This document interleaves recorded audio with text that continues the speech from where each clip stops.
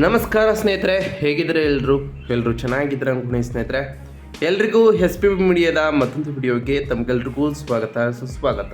ಸ್ನೇಹಿತರೆ, ಈ 2026ರ ಈ ಒಂದು ವರ್ಷದಲ್ಲಿ ಮಾರ್ಚ್ 27ರ ನಂತರ ಕುಂಭ ರಾಶಿಯವರ ಭವಿಷ್ಯ ಹೇಗಿರಲಿದೆ, ಅದರಲ್ಲೂ ಈ ಹೊಸ ಸಂವತ್ಸರವು ಈ ರಾಶಿಯವರ ಜೀವನದಲ್ಲಿ ಏನೆಲ್ಲ ಬದಲಾವಣೆಗಳನ್ನು ತರಲಿದೆ, ಶ್ರೀ ಪರಭವ ನಾಮ ಸಂವತ್ಸರದ ಪ್ರಕಾರ ಈ ಶ್ರೀಗಳ ಗ್ರಹ ಸಂಚಾರದಿಂದ ನಿಮ್ಮ ಜೀವನದಲ್ಲಿ ಏನೆಲ್ಲ ಬದಲಾವಣೆಗಳನ್ನು ಕಾಣಲಿದ್ದೀರಿ, ಯಾವುದರಲ್ಲಿ ಶುಭವಾಗಲಿದೆ, ಯಾವುದರಲ್ಲಿ ಬಹಳ ಎಚ್ಚರಿಕೆಯನ್ನು ವಹಿಸಬೇಕು, ಮುಖ್ಯವಾಗಿ ನಿಮ್ಮ ಜೀವನದ ವಿವಿಧ ಅಂಶಗಳಾದಂತಹ ವೃತ್ತಿ, ಆರೋಗ್ಯ, ವೈವಾಹಿಕ ಜೀವನ, ಆರ್ಥಿಕ ಸ್ಥಿತಿ, ಕೌಟುಂಬಿಕ ಜೀವನ, ಶಿಕ್ಷಣ ಮತ್ತು ನಿಮ್ಮ ವ್ಯವಹಾರ ಮತ್ತು ವ್ಯಾಪಾರದಲ್ಲಿ ಏನೆಲ್ಲ ಬದಲಾವಣೆಗಳನ್ನು ಕಂಡಿದ್ದೀರಿ, ಇರುವಂತಹ ಸಮಸ್ಯೆಗಳಿಗೆ ಸರಳ ಪರಿಹಾರಗಳೇನು, ಅದೃಷ್ಟವು ಇರಲಿದ್ಯಾ, ನಿಮಗೆ ಇರುವಂತಹ ಸಮಸ್ಯೆಗಳಿಗೆ ಸರಳ ಪರಿಹಾರಗಳೇನು ಎಂಬುದನ್ನು ಕೂಡ ಇದೇ ವಿಡಿಯೋದಲ್ಲಿ ತಿಳಿಸ್ಕೊಡ್ತಾ ಹೋಗ್ತಾನೆ ಸ್ನೇಹಿತರೆ.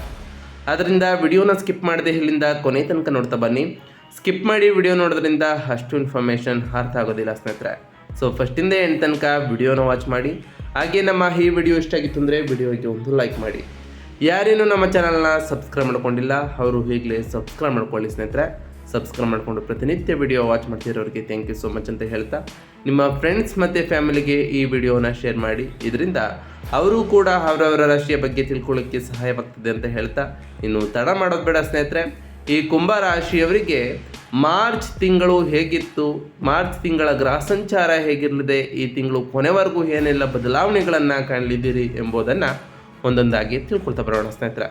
ಹೌದು ಸ್ನೇಹಿತರೆ, ಈ ಕುಂಭ ರಾಶಿಯವರಿಗೆ ಅದ್ಭುತವಾದಂತಹ ಶಕ್ತಿಯನ್ನು ಮತ್ತು ಸಮೃದ್ಧಿಯನ್ನು ತರುವಂತಹ ತಿಂಗಳು ಈ ಮಾರ್ಚ್ ತಿಂಗಳು. ಅದರಲ್ಲೂ ಈ ಕುಂಭ ರಾಶಿಯವರು ಬ್ರಹ್ಮಾಂಡದ ಕೇಂದ್ರ ಬಿಂದುವಾಗಿ ಈ ತಿಂಗಳಿನಲ್ಲಿ ಇರ್ತಾರೆ. ನಿಮ್ಮ ರಾಶಿಯಲ್ಲಿಯೇ ಮಂಗಳ ಮತ್ತು ರಾಹು ಎಂಬ ಪ್ರಬಲ ಗ್ರಹಗಳ ಸಂಯೋಜನೆ ಉಂಟಾಗ್ತಿರೋ ಕಾರಣ ಇದು ನಿಮಗೆ ಅಪಾರವಾದಂತಹ ಶಕ್ತಿಯನ್ನು ನಿಮಗೆ ನೀಡ್ತಾ ಬರ್ತದೆ. ನಿಮ್ಮಲ್ಲಿ ನಾಯಕತ್ವದ ಗುಣ ಬೆಳೀತಾ ಹೋಗ್ತದೆ.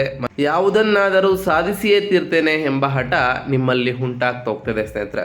ಅದರಲ್ಲೂ ನೀವು ಹೊಸ ಯೋಜನೆಗಳನ್ನು ಆರಂಭಿಸಲು ತುದಿಗಾಲಿನಲ್ಲಿ ಈ ಟೈಮ್ನಲ್ಲಿ ನಿಂತಿರ್ತೀರಿ. ನಿಮ್ಮ ವ್ಯಕ್ತಿತ್ವವು ಕಿಚ್ಚಿನಂತೆ ಪ್ರಜ್ವಲಿಸುತ್ತಿದ್ದರೆ ನಿಮ್ಮ ಬ್ಯಾಂಕ್ ಬ್ಯಾಲೆನ್ಸ್ ಕೂಡ ಸಕಾರಾತ್ಮಕವಾಗಿ ಏರಿಕೆಯನ್ನು ಕಾಣ್ತಾ ಹೋಗ್ತದೆ. ಅದರಲ್ಲೂ ಈ ಮಾರ್ಚ್ ಮೊದಲ ವಾರದಲ್ಲಿಯೇ ಶುಕ್ರನು ನಿಮ್ಮ 2ನೇ ಮನೆಯಲ್ಲಿ ಮೀನ ರಾಶಿಯಲ್ಲಿ ಉಚ್ಚ ಸ್ಥಾನದಲ್ಲಿ ಬಂದಿರೋ ಕಾರಣ ಇದು ನಿಮ್ಮ ಜೀವನದಲ್ಲಿ ಐಷಾರಾಮ್ಯ ಜೀವನವನ್ನು ತರಲಿದೆ. ಉತ್ತಮವಾದಂತಹ ಭೋಜನ, ಆರ್ಥಿಕ ಲಾಭಗಳು ಕೂಡ ಸಿಗ್ತಾ ಹೋಗ್ತದೆ. 1ನೇ ಮನೆಯಲ್ಲಿನ ಅತಿ ಉತ್ಸಾಹವನ್ನು 2ನೇ ಮನೆಯ ಸಂಪತ್ತನ್ನಾಗಿ ಪರಿವರ್ತಿಸುವಂತಹ ತಿಂಗಳು ಈ ಕುಂಭ ರಾಶಿಯವರಿಗೆ ಈ ಮಾರ್ಚ್ ತಿಂಗಳು ಅಂತಲೇ ಹೇಳ್ಬೋದು. ಹಾಗಾದರೆ ಈ ಮಾರ್ಚ್ ತಿಂಗಳಿನಲ್ಲಿ ಗ್ರಹ ಸಂಚಾರಗಳು ಹೇಗಿರಲಿದೆ, ಹೊಸ ಸಂವತ್ಸರದ ಪಂಚಾಂಗದ ಪ್ರಕಾರ ಈ ರಾಶಿಯವರಿಗೆ ಏನೆಲ್ಲ ಅದೃಷ್ಟ ವಲಯಲ್ಲಿದೆ ಗ್ರಹ ಸಂಚಾರದಿಂದ ಅಂತ ನೋಡ್ತಾ ಬರೋದಾದರೆ, ಮೊದಲನೇದಾಗಿ ಶುಕ್ರ ಗ್ರಹದ ವಿಚಾರಕ್ಕೆ ಬರೋದಾದರೆ, ನಿಮ್ಮ ಯೋಗಕಾರಕನಾದಂತಹ ಶುಕ್ರನು 2ನೇ ಮನೆಯ ಉಚ್ಚ ಸ್ಥಾನದಲ್ಲಿ ಇರೋ ಕಾರಣ ಆಕಸ್ಮಿಕ ಧನಲಾಭವನ್ನು ಈ ರಾಶಿಯವರು ಕಾಣ್ತಾ ಬರ್ತೀರಿ. ಹೆಚ್ಚಿನ ಧನಲಾಭವು ಈ ರಾಶಿಯವರಿಗೆ ಆಗ್ತಾ ಹೋಗ್ತದೆ. ಮಧುರ ಮಾತುಗಳನ್ನು ಹಾಡ್ತಾ ಹೋಗ್ತೀರಿ. ಕೌಟುಂಬಿಕ ಸಂತೋಷವೂ ಕೂಡ ಶುಕ್ರನ ಈ ಸಂಚಾರದಿಂದ ಈ ರಾಶಿಯವರಿಗೆ ಲಭಿಸಲಿದೆ ಈ ತಿಂಗಳು ಕೊನೆವರೆಗೂ ಕೂಡ ಸ್ನೇಹಿತರೆ. ಇನ್ನು ಸೂರ್ಯಗ್ರಹದ ವಿಚಾರಕ್ಕೆ ಬರೋದಾದರೆ, 1ನೇ ಮನೆಯಿಂದ 2ನೇ ಮನೆಗೆ ಮಾರ್ಚ್ 15ರಂದು ಆಲ್ರೆಡಿ ಪ್ರವೇಶವನ್ನು ಮಾಡಿರ್ತಕ್ಕಂತಹ ಸೂರ್ಯನು ಅಹಂಕಾರದ ಘರ್ಷಣೆಯನ್ನು ನಿಮ್ಮಲ್ಲಿ ತರ್ತಾ ಹೋಗ್ತಾನೆ. ನಂತರದ ದಿನಗಳಲ್ಲಿ ಹಣಕಾಸಿನ ಮೇಲೆ ಗಮನವನ್ನು ಕೂಡ ತರೋ ಕಾರಣ ಸಾಕಷ್ಟು ಬದಲಾವಣೆಗಳನ್ನು ಸೂರ್ಯನ ಈ ಸಂಚಾರದಿಂದ ಈ ರಾಶಿಯವರು ಕಾಣ್ತಾ ಹೋಗ್ತೀರಿ. ಇನ್ನು ಗುರುಗ್ರಹದ ವಿಚಾರಕ್ಕೆ ಬರೋದಾದರೆ, 5ನೇ ಮನೆಯ ಮಿಥುನ ರಾಶಿಯಲ್ಲಿ ಗುರು ಇರಲಿದ್ದು ವಿವೇಕ, ಸಂತಾನ ಸುಖ ಮತ್ತು ಅದೃಷ್ಟವನ್ನು ಗುರುವಿನ ಈ ಸಂಚಾರದಿಂದ ಈ ರಾಶಿಯವರು ಕಾಣ್ತಾ ಬರ್ತೀರಿ ಸ್ನೇಹಿತರೆ. ಇನ್ನು ರಾಹು ಗ್ರಹದ ವಿಚಾರಕ್ಕೆ ಬರೋದಾದರೆ, 1ನೇ ಮನೆಯ ಕುಂಭ ರಾಶಿಯಲ್ಲಿ ರಾಹು ಇರಲಿದ್ದು ನಿಮ್ಮಲ್ಲಿ ಚಡಪಡಿಕೆ, ಮಹತ್ವಾಕಾಂಕ್ಷೆಯ ಯೋಜನೆಗಳು ಮತ್ತು ಗೊಂದಲದ ವಿಚಾರದಲ್ಲಿ ಸಾಕಷ್ಟು ಬದಲಾವಣೆಗಳನ್ನು ಈ ಕ್ಷೇತ್ರಗಳಲ್ಲಿ ನೀವು ರಾಹುವಿನ ಸಂಚಾರದಿಂದ ಕಾಣ್ತಾ ಬರ್ತೀರಿ. ಇನ್ನು ಮಂಗಳ ಗ್ರಹದ ವಿಚಾರಕ್ಕೆ ಬರೋದಾದರೆ, 1ನೇ ಮನೆಯ ಕುಂಭ ರಾಶಿಯಲ್ಲಿ ಮಂಗಳನು ಇರಲಿದ್ದು ಅಧಿಕ ಚೈತನ್ಯ ನಿಮ್ಮಲ್ಲಿ ಈ ಟೈಮ್ನಲ್ಲಿ ಹೆಚ್ಚಾಗಲಿದ್ದು, ಅದೇ ರೀತಿಯಲ್ಲಿ ಸಿಟ್ಟು ಮತ್ತು ದೈಹಿಕ ಶಕ್ತಿಯೂ ಕೂಡ ಹೆಚ್ಚಾಗಲಿದೆ. ಈ ಟೈಮ್ನಲ್ಲಿ ಸಿಟ್ಟಿನಿಂದ ಗೊಂದಲಕ್ಕೆ ಒಳಗಾಗ್ಬೋದು ಸ್ನೇಹಿತರೆ. ಆದ್ದರಿಂದ ಈ ಟೈಮ್ನಲ್ಲಿ ಬಹಳ ತಾಳ್ಮೆಯಿಂದ ಇರುವುದು ಅವಶ್ಯಕ ಅಂತಲೇ ಹೇಳ್ಬೋದು. ಇನ್ನು ಈ ರಾಶಿಯವರಿಗೆ ಸಂಬಂಧಪಟ್ಟಂತೆಯೇ ಆರ್ಥಿಕ ಸ್ಥಿತಿ ಮತ್ತು ಹಣಕಾಸಿನ ಸ್ಥಿತಿ ಹೇಗಿರಲಿದೆ ಈ ಮಾರ್ಚ್ 27ರ ನಂತರ ಅಂತ ನೋಡ್ತಾ ಬರೋದಾದರೆ, ಆರ್ಥಿಕವಾಗಿ ಈ ಮಾರ್ಚ್ ತಿಂಗಳು ಅದ್ಭುತವಾದಂತಹ ತಿಂಗಳಾಗಿತ್ತು. ಹಣಕಾಸಿನ ತೊಂದರೆಯೂ ಕೂಡ ಈ ರಾಶಿಯವರಿಗೆ ಬಂದಿರೋದಿಲ್ಲ. ನಿಮ್ಮ ಯೋಗಕಾರಕನಾದಂತಹ ಶುಕ್ರನು ಸಂಪತ್ತಿನ ಮನೆಯಾದಂತಹ 2ನೇ ಮನೆಯಲ್ಲಿ ಮೊದಲ ವಾರದಂತೆಯೇ ಉಚ್ಚ ಸ್ಥಾನದಲ್ಲಿ ಇರೋ ಕಾರಣ ಇದು ಹಣದ ಲಾಭವನ್ನು ನಿಮಗೆ ಹರಿವನ್ನು ಸೂಚಿಸ್ತಾ ಬಂದಿದೆ. ಕುಟುಂಬದ ಆಸ್ತಿ, ಕಲಾತ್ಮಕ ಕೆಲಸಗಳು ಅಥವಾ ಸೌಂದರ್ಯ ಮತ್ತು ಐಷಾರಾಮಿ ವಸ್ತುಗಳ ಹೂಡಿಕೆಯಿಂದ ಲಾಭಗಳನ್ನು ಕೂಡ ಗಳಿಸ್ತಾ ಬಂದಿದ್ದೀರಿ. ಅದೇ ರೀತಿಯಲ್ಲಿ ಈ ತಿಂಗಳ ಕೊನೆವರೆಗೂ ಕೂಡ ಗಳಿಸ್ತೀರಿ. ಆದರೆ ಆಯವ್ಯಯದ ಮೇಲೆ ಗಮನವನ್ನು ನೀವು ಕೊಡಬೇಕಾಗಿರ್ತದೆ ಸ್ನೇಹಿತರೆ. ಏಕೆಂದರೆ ಹೆಚ್ಚು ಖರ್ಚು ಕೂಡ ಆಗುವಂತಹ ಚಾನ್ಸಸ್ ಇರಲಿದೆ. ನೀವು ಈ ಟೈಮ್ನಲ್ಲಿ ರುಚಿಕರವಾದಂತಹ ಭೋಜನ ಮತ್ತು ಆಭರಣಗಳಿಗಾಗಿ ಹಣವನ್ನು ವ್ಯಯಿಸ್ತಾ ಹೋಗ್ತೀರಿ. ಆದರೆ ಶನಿಯು ಅಲ್ಲಿಯೇ ಇರೋದರಿಂದ ಶಿಸ್ತು ಅಗತ್ಯವಾಗಿರಲಿದೆ ಈ ರಾಶಿಯವರಿಗೆ. ಅದರಲ್ಲೂ ಹಣ ಬಂದರೂ ಭವಿಷ್ಯಕ್ಕಾಗಿ ಉಳಿತಾಯ ಮಾಡುವಂತಹ ಒತ್ತಡವೂ ಕೂಡ ಈ ರಾಶಿಯವರಿಗೆ ಇರಲಿದ್ದು, ತಿಂಗಳ ಮಧ್ಯದಲ್ಲಿಯೇ ಸೂರ್ಯ ಮತ್ತು ಶನಿ ಒಂದೇ ಮನೆಯಲ್ಲಿ ಬಂದಿರೋ ಕಾರಣ ತೆರಿಗೆ ಅಥವಾ ಕೌಟುಂಬಿಕ ಹಣದ ವಿಷಯದಲ್ಲಿ ಸಣ್ಣ ಪುಟ್ಟ ವಿವಾದಗಳು ನಿಮ್ಮ ನಡುವೆ ಬರ್ಬೋದು. ಹಣಕಾಸಿನ ದಾಖಲೆಗಳನ್ನು ಈ ಟೈಮ್ನಲ್ಲಿ ಸರಿಯಾಗಿ ಇಟ್ಕೊಳ್ಳಿ. ನಿಮ್ಮ ನಡುವೆ ಗೊಂದಲಗಳು ಉಂಟಾಗದಂತೆ ಎಚ್ಚರವನ್ನು ವಹಿಸಿ ಅಂತಲೇ ಹೇಳ್ಬೋದು ಸ್ನೇಹಿತರೆ. ಇನ್ನು ಈ ರಾಶಿಯವರಿಗೆ ಸಂಬಂಧಪಟ್ಟಂತೆಯೇ ಕುಟುಂಬ ಮತ್ತು ಸಂಬಂಧಗಳು ಹೇಗಿರಲಿದೆ ಈ ಮಾರ್ಚ್ 27ರ ನಂತರ ಅಂತ ನೋಡ್ತಾ ಬರೋದಾದರೆ, 5ನೇ ಮನೆಯಲ್ಲಿರ್ತಕ್ಕಂತಹ ಗುರು ನಿಮ್ಮ ಪ್ರೇಮ ಜೀವನಕ್ಕೆ ವರದಾನವಾಗಿರ್ತಾರೆ. ಅದರಲ್ಲೂ ಅವಿವಾಹಿತರಿಗೆ ಅವರ ವ್ಯಕ್ತಿತ್ವಕ್ಕೆ ಒಪ್ಪುವಂತಹ ಜ್ಞಾನವಂತ ಮತ್ತು ಬೆಂಬಲ ನೀಡುವಂತಹ ಸಂಗಾತಿ ದೊರೆಯುವಂತಹ ಸಾಧ್ಯತೆ ಜಾಸ್ತಿ ಇರಲಿದೆ ಸ್ನೇಹಿತರೆ. ಪ್ರೇಮ ಜೀವನದಲ್ಲಿ ರೋಮಾಂಚನವೂ ಕೂಡ ಇರಲಿದ್ದು, ಅದರ ದೀರ್ಘಕಾಲದ ಸಂಬಂಧ ಅಥವಾ ವಿವಾಹ ಜೀವನಕ್ಕೆ ನಿಮ್ಮ ಆಕ್ರಮಣಕಾರಿ ವರ್ತನೆ ಅಂದರೆ 1ನೇ ಮನೆಯಲ್ಲಿ ಮಂಗಳನು ಇರೋ ಕಾರಣ ಬಿರುಕನ್ನು ತರಬಹುದು. ನಿಮ್ಮ ಸಂಗಾತಿಯ ಮೇಲೆ ನೀವು ಹೆಚ್ಚು ಅಧಿಕಾರ ಚಲಾಯಿಸಲು ಪ್ರಯತ್ನ ಮಾಡ್ಬೋದು ಸ್ನೇಹಿತರೆ. 7ನೇ ಮನೆಯಲ್ಲಿರ್ತಕ್ಕಂತಹ ಕೇತು ಸಂಗಾತಿಯಿಂದ ಸ್ವಲ್ಪ ದೂರವಿರುವಂತೆ ಮಾಡ್ಬೋದು. ಸಂಗಾತಿಯ ಮಾತನ್ನು ಆಲಿಸುವುದು ಮತ್ತು ಅಹಂಕಾರವನ್ನು ಬಿಡುವುದು ಸಂಬಂಧವನ್ನು ಇನ್ನಷ್ಟು ಗಟ್ಟಿಗೊಳಿಸಲಿದೆ ಅಂತಲೇ ಹೇಳ್ಬೋದು.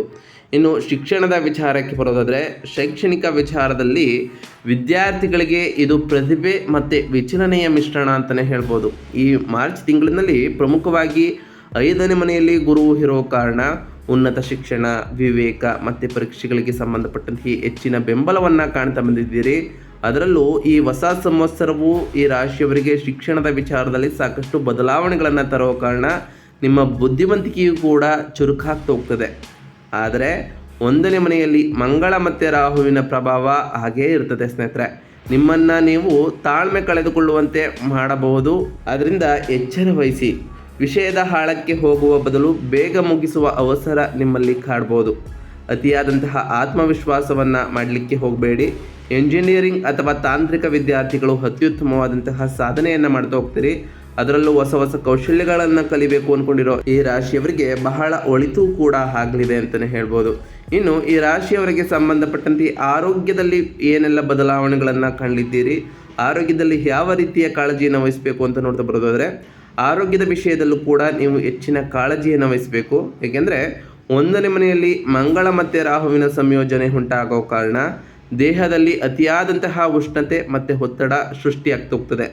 ಇದು ನಿಮ್ಮ ದೇಹದಲ್ಲಿ ತಲೆನೋವು, ರಕ್ತದೊತ್ತಡ, ಮೈಗ್ರೇನ್ ಅಥವಾ ಮುಖಕ್ಕೆ ಸಂಬಂಧಪಟ್ಟಂತಹ ಗಾಯಗಳ ಬಗ್ಗೆ ಬಹಳಷ್ಟು ಜಾಗರೂಕರಾಗಿ ಈ ಟೈಮ್ನಲ್ಲಿ ಇರಬೇಕು. ರಾಹುವಿನ ಚಡಪಡಿಕೆಯಿಂದಾಗಿ ಅತಿವೇಗದ ಚಾಲನೆಯನ್ನು ಈ ಟೈಮ್ನಲ್ಲಿ ಮಾಡಲಿಕ್ಕೆ ಹೋಗಬೇಡಿ.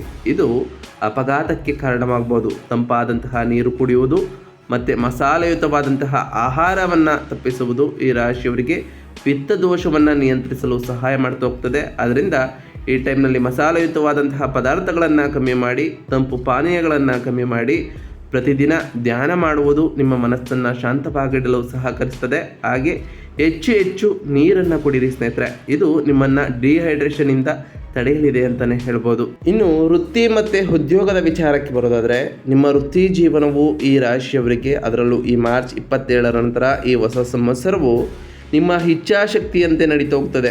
1ನೇ ಮನೆಯಲ್ಲಿ ಮಂಗಳ ಮತ್ತು ರಾಹುವಿನಿಂದಾಗಿ ಯಾವುದಕ್ಕೂ ಸಾಧ್ಯವಿಲ್ಲ ಎಂಬ ಉತ್ತರವನ್ನು ನೀವು ಒಪ್ಪೋದಿಲ್ಲ. ನೀವು ದೊಡ್ಡ ಸಾಹಸಗಳನ್ನು ಮಾಡಲು, ಹೊಸ ಉದ್ಯಮವನ್ನು ಆರಂಭಿಸಲು ಅಥವಾ ನಿಮ್ಮನ್ನು ನೀವು ಬಲವಾಗಿ ಮಾರ್ಕೆಟಿಂಗ್ ಮಾಡಿಕೊಳ್ಳಲು ಇದು ಸಕಲವಾದಂತಹ ಸಮಯವಾಗಿರ್ತದೆ. ಅದರಲ್ಲೂ ತಾಂತ್ರಿಕ ಮತ್ತು ಎಂಜಿನಿಯರಿಂಗ್ ಕ್ಷೇತ್ರದಲ್ಲಿ ಇರುವವರಿಗಂತೂ ಅತ್ಯುತ್ತಮವಾದಂತಹ ಕಾಲ. ಆದರೆ ಅಂಗಾರಕ ಯೋಗ ಅಂದರೆ ಮಂಗಳ ಮತ್ತು ರಾಹುವಿನ ಸಂಯೋಜನೆ ಉಂಟಾಗೋ ಕಾರಣ ನಿಮ್ಮ ಮೇಲಾಧಿಕಾರಿಗಳೊಂದಿಗೆ ಸಂಘರ್ಷಣಕ್ಕೆ ಇದು ದಾರಿಯನ್ನು ಮಾಡಿಕೊಡ್ಬೋದು. ಇತರರು ನಿಮ್ಮಷ್ಟೇ ವೇಗವಾಗಿ ಕೆಲಸ ಮಾಡ್ತಿಲ್ಲ ಅಂತ ನಿಮಗೆ ಕಿರಿಕಿರಿ ಕೂಡ ಅನ್ನಿಸ್ಬೋದು. ತಾಳ್ಮೆಯಿಂದ ಇರುವುದು ಬಹಳ ಮುಖ್ಯ. ಅದರಲ್ಲೂ ಮಾರ್ಚ್ 15ರಂದಿಯೇ ಸೂರ್ಯನು 2ನೇ ಮನೆಗೆ ಬಂದಿರೋ ಕಾರಣ ನಿಮ್ಮ ಗಮನವು ಹೆಸರಿನಿಂದ ಹಣ ಗಳಿಸುವತ್ತ ತಿರುಗ್ತೋಗ್ತದೆ. ಇದರಿಂದ ಸಾಕಷ್ಟು ಬದಲಾವಣೆಗಳನ್ನು ಕೂಡ ಈ ರಾಶಿಯವರು ಕಾಣ್ಬೋದಾಗಿದೆ ಸ್ನೇಹಿತರೆ. ಒಟ್ಟಾರೆಯಾಗಿ ಈ ಮಾರ್ಚ್ 27ರ ನಂತರವೂ ಕೂಡ ಒಂದಿಷ್ಟು ಬದಲಾವಣೆಗಳನ್ನು ನಿಮ್ಮ ಜೀವನದಲ್ಲಿ ಗ್ರಹ ಸಂಚಾರದಿಂದ ಕಾಣ್ತಾ ಬರ್ತೀರಿ. ಹಾಗಾದರೆ ಈ ರಾಶಿಯವರು ಈ ಟೈಮ್ನಲ್ಲಿ ಮಾಡಬೇಕಾಗಿರುವಂತಹ ಸರಳ ಪರಿಹಾರಗಳೇನು, ತೀವ್ರವಾದಂತಹ ಶಕ್ತಿಯನ್ನು ಸಮತೋಲನಗೊಳಿಸಲು ಮತ್ತು ನಿಮ್ಮ ಆರೋಗ್ಯ ರಕ್ಷಣೆಗಾಗಿ ಈ ಕುಂಭ ರಾಶಿಯವರು ನಾವು ತಿಳಿಸ್ಕೊಡುವಂತಹ ಸರಳ ಪರಿಹಾರಗಳನ್ನು ಒಂದೊಂದಾಗಿ ಮಾಡ್ತಾ ಬನ್ನಿ ಸ್ನೇಹಿತರೆ. ಮೊದಲನೇದಾಗಿ ಶನಿವಾರದಂದು ಶಿವಲಿಂಗಕ್ಕೆ ನೀರು ಮತ್ತು ಕಪ್ಪು ಎಳ್ಳನ್ನು ಅರ್ಪಿಸಿ. ಇದು ನಿಮ್ಮ ರಾಶಿ ಅಧಿಪತಿಯಾದಂತಹ ಶನಿ ಮತ್ತು ರಾಹುವನ್ನು ಶಾಂತಗೊಳಿಸ್ತಾ ಹೋಗ್ತದೆ ಸ್ನೇಹಿತರೆ. ಹಾಗೆಯೇ ಒಂದು ಸಣ್ಣ ಬೆಳ್ಳಿಯ ತುಂಡನ್ನು ನಿಮ್ಮ ಪರ್ಸ್ನಲ್ಲಿ ಇಟ್ಕೊಳ್ಳಿ ಅಥವಾ ಬೆಳ್ಳಿಯ ಚೈನನ್ನು ಧರಿಸಿ. ಇದು ರಾಹುವಿನ ಚಟಪಟಿಕೆಯನ್ನು ಕಡಿಮೆ ಮಾಡಿ ಮನಸ್ಸನ್ನು ಸ್ಥಿರಗೊಳಿಸ್ತಾ ಬರ್ತದೆ. ಹಾಗೆ ಪ್ರತಿ ಶನಿವಾರದಂದು ಓಂ ಶಂ ಶನೈಶ್ವರಾಯ ನಮಃ ಎಂಬ ಮಂತ್ರವನ್ನು ಜಪಿಸಿ. ಸಾಧ್ಯವಾದರೆ ಶನಿದೇವರ ದೇವಾಲಯಕ್ಕೆ ತೆರಳಿ ಶನಿದೇವರಿಗೆ ಪ್ರಿಯವಾಗಿರುವಂತಹ ಕಪ್ಪು ಎಳ್ಳಿನ ಬತ್ತಿಯನ್ನು ಹಚ್ಚಿದ ಬನ್ನಿ. ಸಾಕಷ್ಟು ಒಳ್ಳೆಯ ಫಲಿತಾಂಶಗಳನ್ನು ಕಾಣ್ತಾ ಬರ್ತೀರಿ. 2ನೇ ಮನೆಯು ಆಹಾರದ ಸ್ಥಾನವಾಗಿ ಇರುವುದರಿಂದ ಶುಕ್ರವಾರದಂದು ಬಡವರಿಗೆ ಅನ್ನದಾನವನ್ನು ಮಾಡಿ. ಇದು ನಿಮ್ಮ ಆರ್ಥಿಕ ಅದೃಷ್ಟವನ್ನು ಹೆಚ್ಚಿಸಲಿದೆ. ಹಾಗೆ ಪ್ರತಿ ಗುರುವಾರದಂದು ಓಂ ಗುರುಭ್ಯೋ ನಮಃ ಎಂಬ ಮಂತ್ರವನ್ನು ಜಪಿಸಿ. ಗುರುವಾರದಂದು ಗುರುರಾಯರ ಜಪವನ್ನು ಮಾಡಿ ಸ್ನೇಹಿತರೆ. ಗುರುರಾಯರ ಜಪದಿಂದ ನಿಮಗೆ ಮಾನಸಿಕ ಶಾಂತಿಯು ಕೂಡ ಹೆಚ್ಚಾಗಲಿದೆ ಸ್ನೇಹಿತರೆ. ಪ್ರತಿ ಶುಕ್ರವಾರದಂದು ತಾಯಿ ಜಗನ್ಮಾತೆಯಾದಂತಹ ಲಕ್ಷ್ಮೀದೇವಿಗೆ ಪೂಜೆಯನ್ನು ಸಲ್ಲಿಸಿ. ಲಕ್ಷ್ಮೀದೇವಿಗೆ ಪ್ರಿಯವಾಗಿರತಕ್ಕಂತಹ ಬಿಳಿ ಹೂಗಳನ್ನು ಅರ್ಪಿಸಿ ಪೂಜೆಯನ್ನು ಮಾಡೋದ್ರಿಂದ ಸಾಕಷ್ಟು ಬದಲಾವಣೆಗಳನ್ನು ಕಾಣ್ತಾ ಬರ್ತೀರಿ. ನಿಮ್ಮ ಮನೆಯಲ್ಲಿ ಸುಖ ಸಮೃದ್ಧಿಯ ಜೊತೆಗೆ ಸಂಪತ್ತು ಕೂಡ ಹೆಚ್ಚಾಗ್ತಾ ಹೋಗ್ತದೆ ಸ್ನೇಹಿತರೆ. ವಾಹನವನ್ನು ಚಾಲನೆ ಮಾಡುವಾಗ ಅತಿಯಾದಂತಹ ವೇಗವನ್ನು ಮಾಡಲಿಕ್ಕೆ ಹೋಗಬೇಡಿ. 1ನೇ ಮನೆಯಲ್ಲಿರ್ತಕ್ಕಂತಹ ಗ್ರಹಗಳು ಅವಘಡಕ್ಕೆ ಕಾರಣವಾಗ್ಬೋದು. ಅದರಿಂದ ಬಹಳ ಜಾಗೃತೆಯನ್ನು ವಹಿಸಿ ಅಂತಲೇ ಹೇಳ್ತಾ ನಾವು ತಿಳಿಸ್ಕೊಟ್ಟಿರುವಂತಹ ಈ ಎಲ್ಲ ಸರಳ ಪರಿಹಾರಗಳನ್ನು ಈ ರಾಶಿಯವರು ಮಾಡಿದ್ದೇ ಆದರೆ ಸಾಕಷ್ಟು ಬದಲಾವಣೆಗಳನ್ನು ಕಾಣ್ತಾ ಬರ್ತೀರಿ.